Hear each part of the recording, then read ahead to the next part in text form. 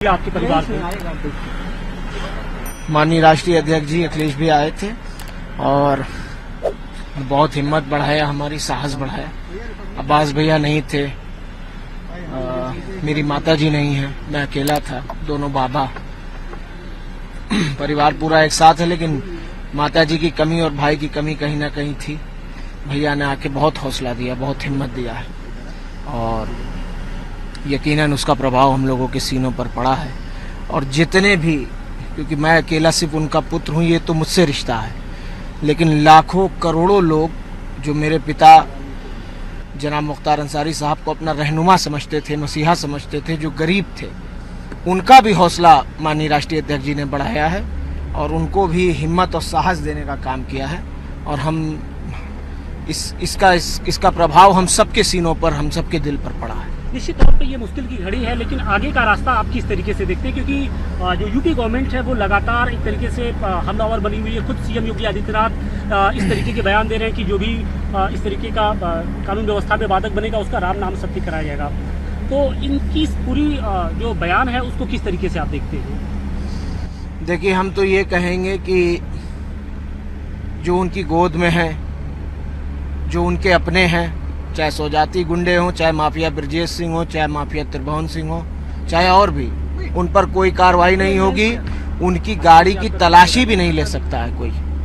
कार्रवाई करना तो बहुत दूर की बात है। इसलिए ये बिल्कुल खोखली बात है और एक तरह से टारगेट करके, चाहे इंसान कुछ किया हो या ना किया हो, उसको टारगेट करके और उसको नुकसान पहुंचाना, उसको तकलीफ पहुंचाना, ये आज की राजनीति बन गई है, जो कि बहुत घातक और खतरनाक है। आप लोग के परिवार की ओर से जो शंका जाहिर की थी, हम लोगों ने भी बीएचयू के एक्सपर्ट से बात की तो उन्होंने भी आपकी ही बातों को आगे दोहराया। जो आप कह रहे थे वही बीएचयू के एक्सपर्ट भी कह रहे हैं। देखिए, हम तो ये फिर कह रहे हैं आपसे, ठीक है? आप लोग जिन बातों को लेकर शंका जाहिर कर रहे थे, उन बातों को जो बीएचयू के एक्सपर्ट हैं, फॉरेंसिक एक्सपर्ट, उन्होंने भी कहा कि नहीं, अरे चीजें सब खोलेंगे, सब राज खुलेंगे, तह बतह खुलेंगे। कुछ आज खुल जाएंगे, कुछ कल खुल जाएंगे, कुछ परसों खुल जाएंगे। और अफजाल बाबा ने कहा भी है ना कि जो पॉइजन से किसी की अगर मौत हुई हो, 5 साल, 10 साल, 20 साल बाद भी उनका डीएनए और सब कुछ बता देगा कि क्या हकीकत थी। आज लोग छुप लें पर्दे के पीछे, लेकिन कानूनी रास्ते से हम लोग अपनी लड़ाई लड़ेंगे।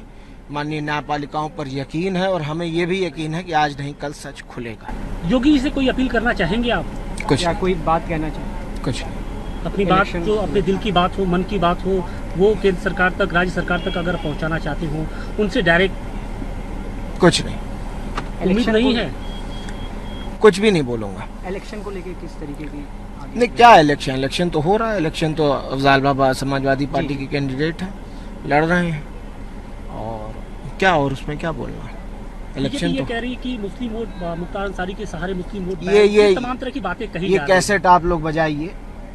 अब उनके जबान में हड्डी नहीं होती, कोई कुछ कहे, लेकिन उनके जनाजे ने यह साबित कर दिया कि वो रहनुमा, गरीब, मजलूम, बेसहारा के दिलों में मसीहा थे।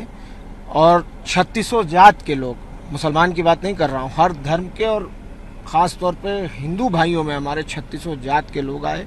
और आज भी 90% लोग, 10% हमारी कम्युनिटी के लोग हैं, 90% गरीब जनता वहाँ जा रही है रोज। आप मज़ार पे जाके देखिए ना क्या हाल हो रहा है। 2-2, 3-3 बार मिट्टी हटवाना पड़ रहा है हमको, डर से कि कहीं ज़्यादा लोड होने की वजह से पटरे पे ना नुकसान हो जाए। एक अंतिम क्वेश्चन, क्या आपकी माताजी कानून का सामना करेंगी कब? वो जुडिशियल कस्टडी में है। मेरी उनके लॉयर से भी बात हुई थी, गोपाल चतुर्वेदी साहब, इलाहाबाद हाई कोर्ट के, और उन्होंने जुडिशियल रेमेडी सीख कर रखी है। और यकीनन हमें उम्मीद है कि न्यायपालिका से हमें इंसाफ मिलेगा, न्याय मिलेगा, ये यकीन है हमें। देश प्रदेश की हर छोटी बड़ी खबर के लिए सब्सक्राइब करें हमारा चैनल RTI News 24 और बेल आइकन दबाना ना भूलें, जिससे हर खबर आप तक पहुंचा सके हम सबसे पहले।